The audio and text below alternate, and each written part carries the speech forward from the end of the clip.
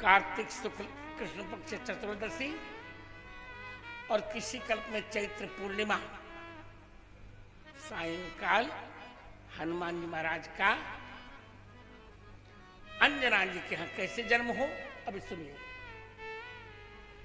और सब बातें तो मुझे नहीं कहनी है, तो प्रक्षेप में डाली गई। तो एक बात निश्चित करिए कि हनुमान जी बालक ब्रह्मचारी हैं। उनका जन्म काम की वासना से हो ही नहीं सकता, इतना ध्यान रखना चाहिए। लाख लोग कहें, ये सब केवल सनातन धर्म को निर्बल करने के लिए पुराणों में लोगों ने प्रक्षेप डाल दिया है। महाराज दशरथ जी का यज्ञ हो रहा है, वशिष्ठ जी ने कहा कि हम यज्ञ करेंगे बेटा।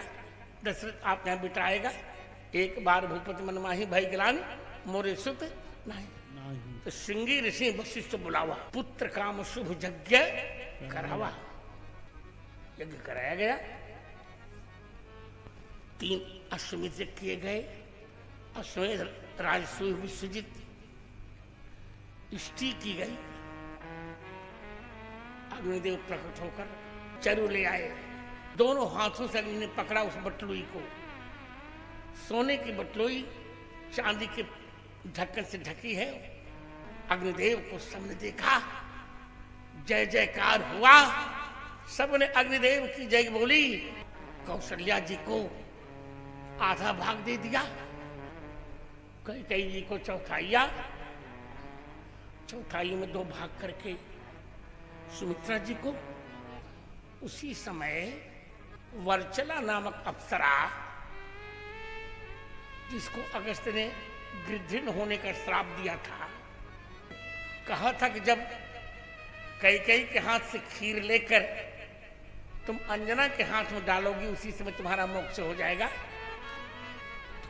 आई गृध्रिन, झपट्टा लगाया तो कैकेयी के हाथ में जो खीर था उसमें एक पूरा का पूरा 1/4 भर लिया।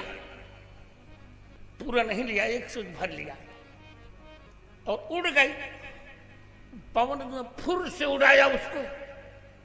इसीलिए हनुमान जी पवन पुत्र कहे जाते हैं। पवन देव वेग से उड़ाया और तिरुपति बालाजी में अंजना जी तपस्या कर रही थी, अंजना पर्वत पर, उनके हाथ में डाल दिया खीर। अंजना जी ने वो पा लिया, इधर कैकेयी जी ने भी पाया।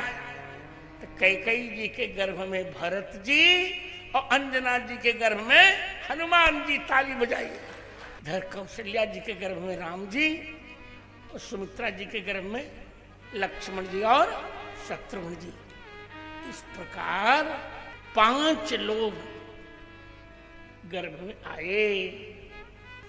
इसीलिए हनुमान चालीसा की 12वीं लाइन में क्या कहेगी? रघुपति कीन्ही बहुत बड़ाई, मम प्रिय भरत ही सम भाई। हनुमान जी की उत्पत्ति में इसी तथ्य को प्रमाण मानना चाहिए। आनंद रामायण में है भी यही तथ्य।